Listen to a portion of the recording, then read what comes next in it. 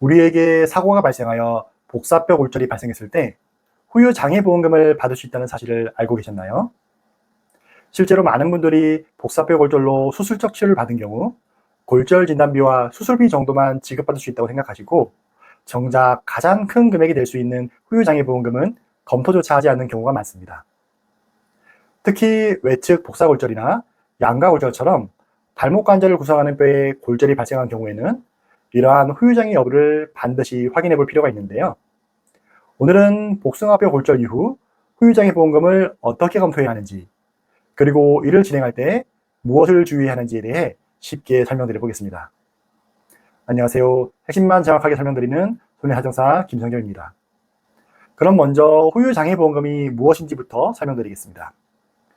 우리가 가지고 있는 보험 특약 중에서는 질병이나 상해 사고로 인해 신체에 후유증이 남게 되었을 때 지급되는 특별한 특약이 있는데요. 이를 후유장애보험금이라고 합니다. 이 특약은 진단비나 수술비처럼 발목 골절로 수술을 했다는 사실만으로 지급되는 것이 아니라 치료 이후에도 약관에서 인정하고 있는 후유증이 신체에 남게 되었을 때 지급되는 보험금입니다. 그러면 내가 이러한 보험을 가지고 있는지는 어떻게 확인할까요? 가장 쉬운 방법은 바로 가지고 있는 보험의 보장 내역을 확인하는 것입니다. 이를 살펴보시면 보험사별로 명칭들이 조금씩 다르긴 하나 대체적으로 일반 상해 후유장애, 재해급여금 등으로 표기되어 있으며, 질병의 경우라면 질병 후유장애로 표기되어 있는 경우가 많습니다. 복사뼈 골절의 경우 80% 미만 후유장애에 해당되기 때문에 가지고 있는 특약이 80% 이상 후유장애가 아니라면 검토가 가능하다고 볼 수 있겠네요. 또한 개인보험뿐만 아니라 직업에 따라 교직원 공제회나 노란우산 공제회 또는 회사의 단체보험에도 이러한 담보가 가입되어 있는 경우가 많기 때문에 함께 확인해 보는 것이 좋습니다.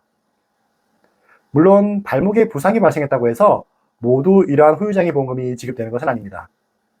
예를 들어 단순 염좌나 수술이 필요 없을 정도의 미세한 인대 파열이라면 약관에서 인정하는 후유장애에 해당되지 않는 경우가 많습니다.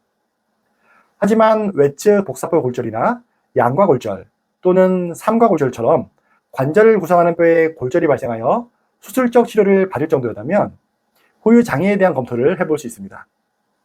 특히 이러한 복숭아뼈 골절은 재활 치료 이후에도 발목 관절의 범위가 축소되거나 외상성 관절염 또는 부정유합 등이 발생할 수 있기 때문입니다. 또한 중요한 것은 골절 이후 어떠한 후유증이 남아있느냐이기 때문에 수술을 받지 않았더라도 현재 발목의 운동 범위가 어느 정도 제한되어 있다면 이에 대한 검토를 해볼 수 있습니다. 실제로 제가 최근 진행했던 환자분께서는 계단에서 넘어지면서 양과 골절의 진단을 받으셨고 금속핀으로 뼈를 고정하는 수술을 받으셨습니다.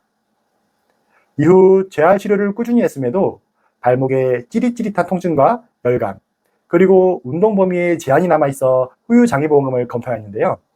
이때 필요한 것이 바로 후유장애 진단서입니다.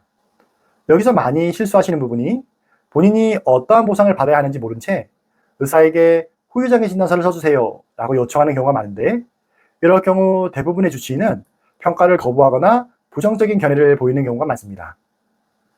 왜냐하면 의사들은 본인이 치료한 환자에 대해 후유증이 남았다고 평가하는 것 자체를 부담스러워하는 경우도 많지만 환자가 진행하고 있는 보상들에 어떠한 내용들이 필요한지 알 수가 없기 때문입니다. 예를 들면 환자가 교통사고로 복사뼈 골절이 발생하여 교통사고 보상과 상해 후유장애 보험금을 같이 검토해야 한다거나 가지고 있는 보험이 여러 가지라서 각 약관마다 인정하고 있는 후유증의 내용이 다른 경우가 있을 수 있습니다. 이 부분에 대해서는 제가 지난번 후유장애 진단서 의사가 안 써주는 이유라는 영상을 통해 자세히 설명드렸는데 영상 끝부분에 링크로 걸어두고 있습니다. 또한 이 후유장애 진단서는 일반 진단서와는 다르게 비용이 비싸고 추가적인 검사가 필요한 경우들이 있기 때문에 미리 관련 내용을 정확히 검토하는 것이 매우 중요합니다. 최근 어떤 환자분께서 저에게 문자로 주치의가 발급해준 후유장애 진단서를 보여주면서 보험사에 후유장애 진단서를 제출했는데 보험금 지급이 거절됐다며 문의를 주셨는데, 제가 후유장애 진단서의 내용을 살펴보니 가지고 계신 보험약관에서 인정되지 않는 내용으로 작성되어 계셨습니다. 즉 환자분께서는 불필요한 검사 비용과 비싼 후유장애 진단서 발급 비용만 지출하신 셈이 되신 거죠. 그리고 후유장애 진단서를 제출했다고 해서 보험사가 그걸 그대로 인정하는 것은 아닙니다. 이러한 후유장애 평가에는 의사의 주관적인 판단이 들어가기 때문에 보험사는 추가적인 의료 검토를 통해 환자의 주장과는 다른 이야기를 하는 경우가 많습니다. 이런 경우에는 객관적인 내용을 입증할 수 있는 추가적인 의학적 소견이나 경우에 따라서는 제3의 병원에서 신체 감정을 받아야 하는 경우도 있습니다. 오늘 내용을 정리해보면 복사뼈 골절이 발생했다면 수술 여부와 상관없이 후유장애 보험금에 대한 검토를 해볼 수 있다는 점입니다. 또한 이를 위해서는 후유장애 평가가 매우 중요한데 이는 진행하고자 하는 보상의 종류에 따라 달라지게 됩니다.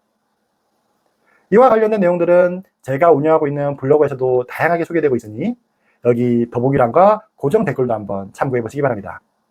그럼 다음 영상으로 뵙겠습니다. 감사합니다.